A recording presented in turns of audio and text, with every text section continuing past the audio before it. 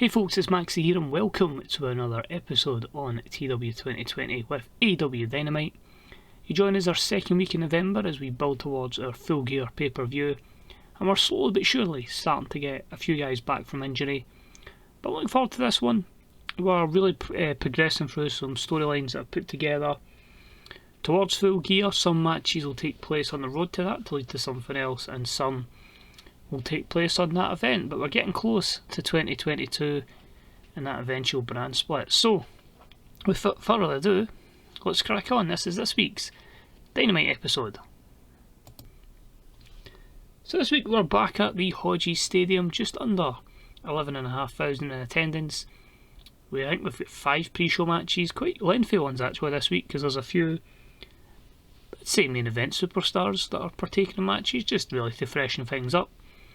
First up, we had the team of Eddie Kingston and Luster defeat the team of Colt Cabana and Brandon Cutler in 8:40 when Kingston pinned Cabana with the Blackout Lariat. 46, not too bad. They're actually quite level in terms of performance, bar Brandon Cutler. But just continue on the storyline, of course, that Cutler wouldn't join Kingston's Paradise. Luster's there, Eddie Kingston's there, Peter Avalon's there, but Cutler felt like he's got an ally in Colt Cabana. But unfortunately here it was Colt Cabana who took the defeat. We had Anna Jay take some of the advice from Sir Brody Lee as she defeated Penelope Ford in 9:28 by pinfall. This was a 37. 33 plays a 35 in-ring performance. We had the very European tag team of Miro and Claudio Castagnoli defeat the Dark Order's Evil Uno and Stu Grayson in 14:06 when Miro pinned Evil Uno with the Bullplex at 66. Quite happy with that one. Great chemistry between Claudio and Miro. So I was going to put them together as a wee trial tag team, but the fact they've got great chemistry, I think we're going to go fully on board with that tag team. This was just a regular match as well. And about the had great wrestling and good heat, Rey Fenix, who's back after not really wrestling the last couple of weeks after his Cody program. He defeated Tyler Bate in 8:38 with the Meteora. So a 70, 67 for Bate, 93 for Rey Fenix. Great chemistry. The fact this was restricted to just 8 minutes makes me think these two could have an absolute, a barn burner. I think they could really do good things on pay-per-view. So look forward to maybe that down the line. Which means our main event for Dark was Chris Jericho in action. He took on David Finlay Jr. and he wins in 8:35 with the Walls of Jericho, a 68. Obviously Finlay's not really over yet in the US. That's one of our aims and ambitions for 2022. But Jericho with 81, and yeah, just happy to give Finlay a kind of exposure against Jericho. Maybe can pick up some psychology tips in the match.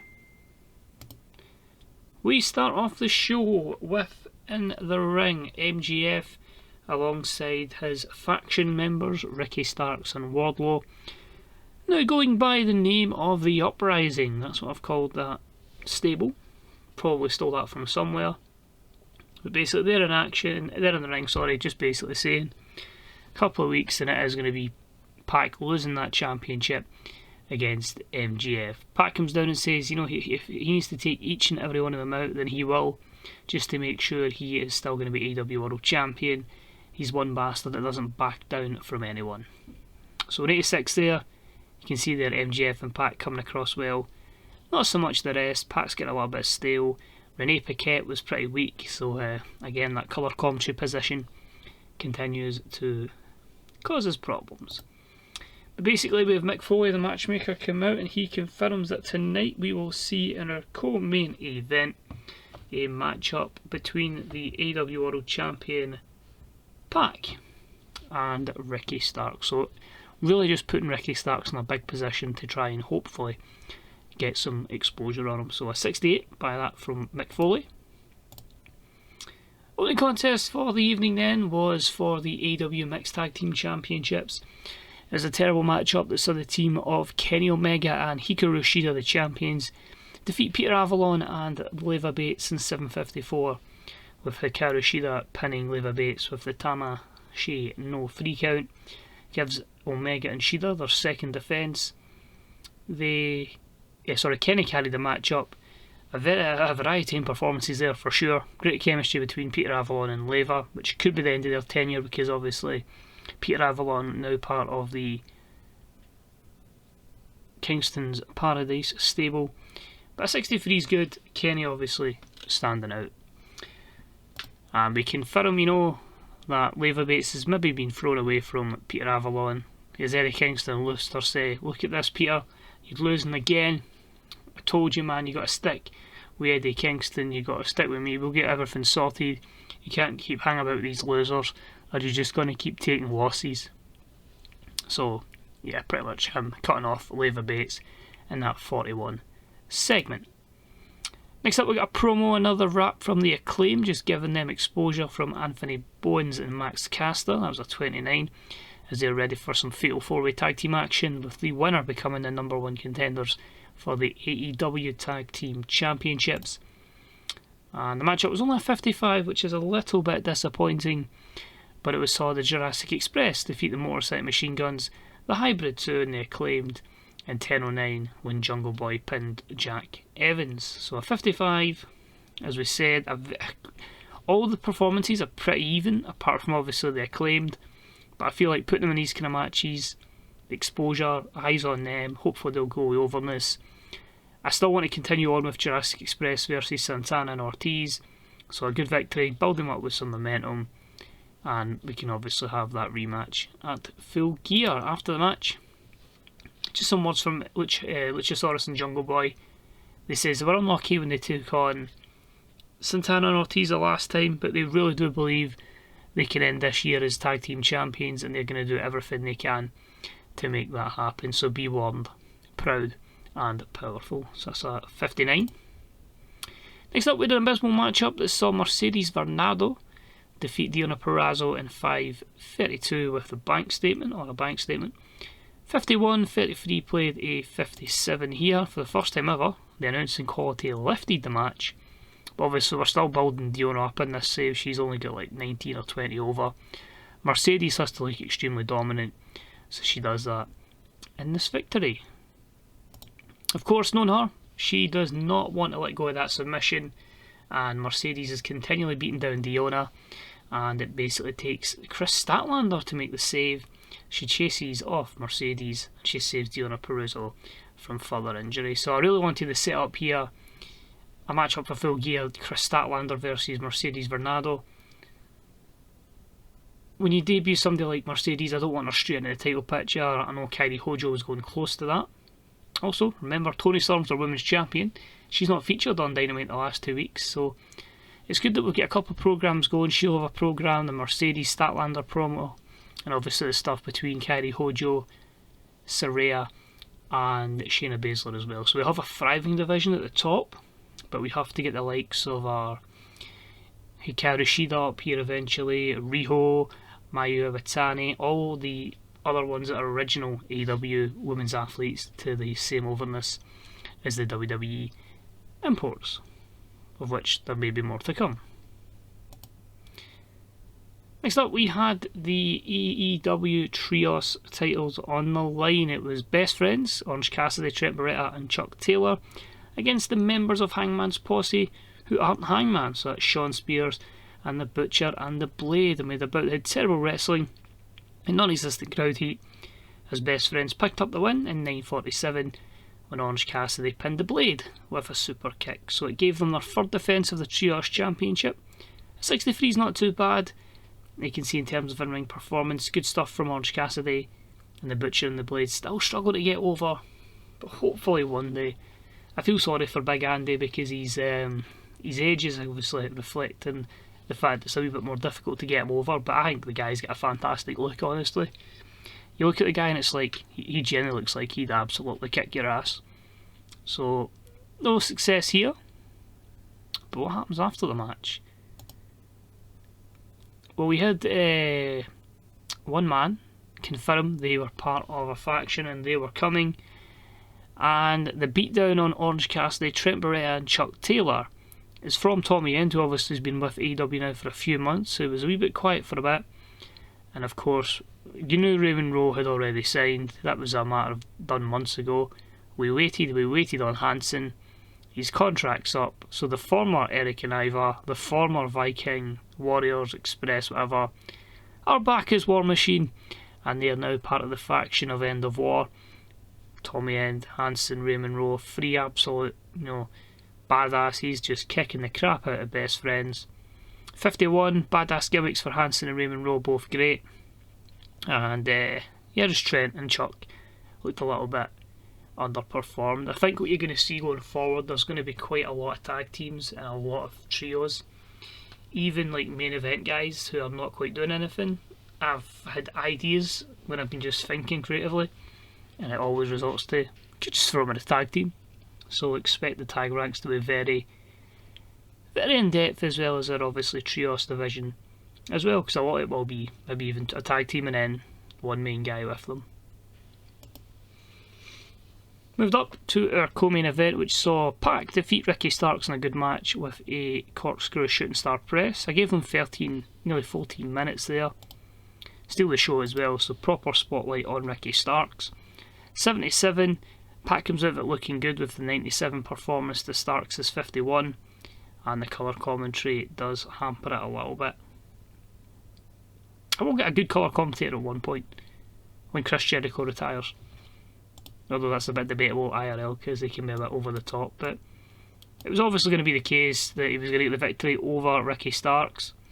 Also, of course, it's under 15 minutes, so it's capped in at less than an 82 performance. So yeah, I'm happy with it, but I really just wish I could get the 82 rating, so then I know it can go higher when it's over 15 minutes. But still, Pac gets the win, Starks gets the spotlight. Win-win, hopefully, in that situation. Then have some backstage stuff, and it is the Women of the Dark Order, Avalon, Priscilla Kelly and Anna Jay, alongside Sir Brody Lee. And it's just a team meeting, just basically trying to just evaluate. He just says, I've brought these all in here, as I do with every Dark Order member, to try, enrich lives and make lives better. Been thinking what we can do here. Abaddon, Priscilla, there's something there. I just need you two to get along, and I think you can both become the women's tag team champions. As for you, Anna Jay, I liked what I saw in the dark match, but I still feel there's something missing. I don't quite think you should be the star of the show, but we'll figure something out. Leave this one with me, and we will make you a proper star without being the star of the show. So 53 there. Again, you're hoping segments like that, the overness of Brody Lee can rub off and get some of the female talents over. We then had an abysmal match. I didn't realise this was as low as this. I actually thought my co-main event was back in Starks, but there you go. Darby Allin and John Silver of the Dark Order defeated Sonny Kiss and Joey Janela in 7:15 when Darby Allin pinned Joey Janela with a coffin drop. In terms of in-ring work, obviously Darby's going to be head and shoulders above the rest. A 63 here, pretty simple. You're trying to get John Silver to get some of Darby Allin's overness. Obviously Alex Reynolds is still injured for a bit, so Johnny Hungy is kind of floating about. But him and Sonny were the lowest performances here. Janela was pretty good. Darby's at another level.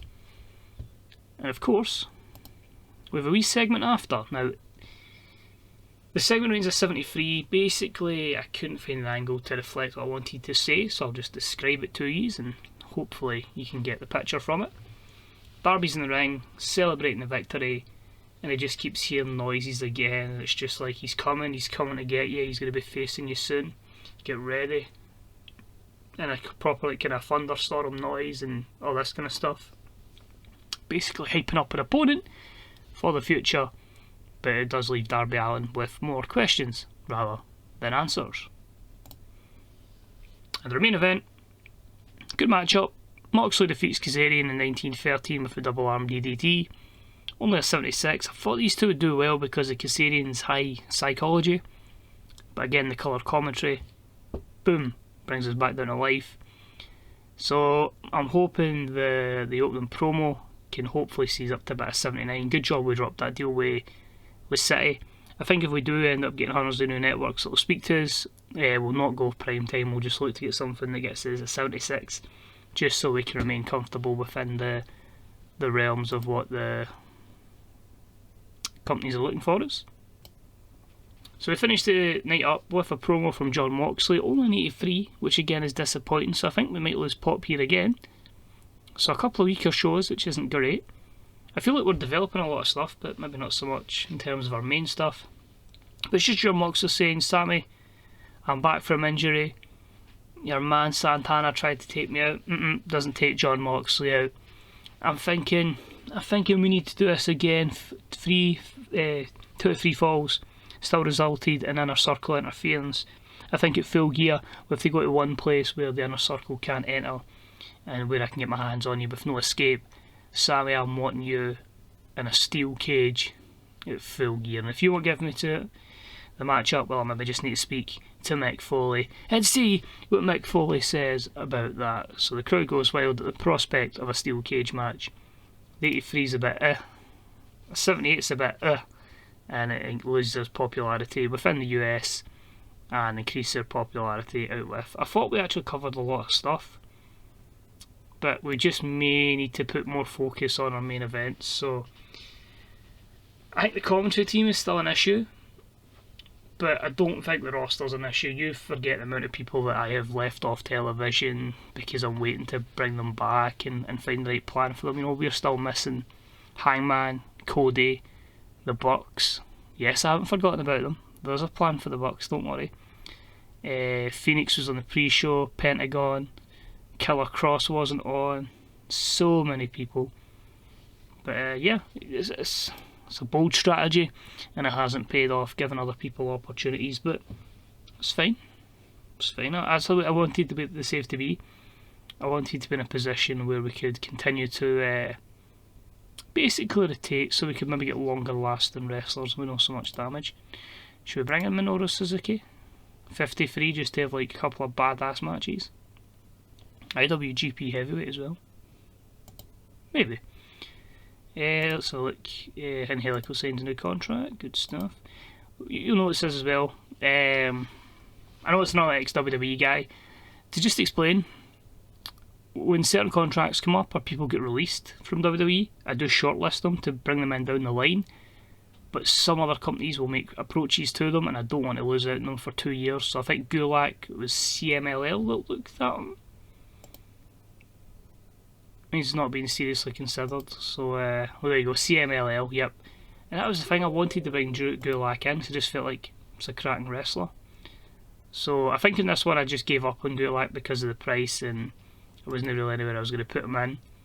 But yeah, a lot of time, like, I'm not going to lie, Kalisto was pretty much, I'll sign him in a couple of years when I go 2 brands, and then he get a 3-year deal approach from AAA. I was like, nah, we need to get him in. So you'll notice things like that. Some people have kind of just been signed just to do that. So I'll renegotiate the Gulak deal eventually. 9,000 and a 2.31. So a major loss on our TV rating because we have lost City. So we need to hope that the pay-per-view is good, the pay-per-view numbers are good, and we can hopefully get a good deal in December for all our new TV deals we're going to add with the second show. So I'd still say we're in a good position. This is a wee bit worrying because as soon as we go lower than 77, we don't just drop weight, we don't large, we don't go big, we go medium, and that can be quite a big effect. So we might see some big changes at the top just to make sure we get the best match possible. But apart from that, we carry on. I'm having an absolute blast with this day, I'm not going to lie. Probably at the time of recording this, I think I've uploaded maybe, this will go out in like 3 months time after it's recorded. Maybe not that much, maybe 2 months, but I've just been blasting episodes and having an absolute ball with it. So I hope you're enjoying it, because I say it has been a great save. Probably the most I've been into TW in a long time. Certainly the most I've been into 2020. So thanks for watching, take it easy, and hopefully I'll see you for next week's Dynamite. Cheerio, bye.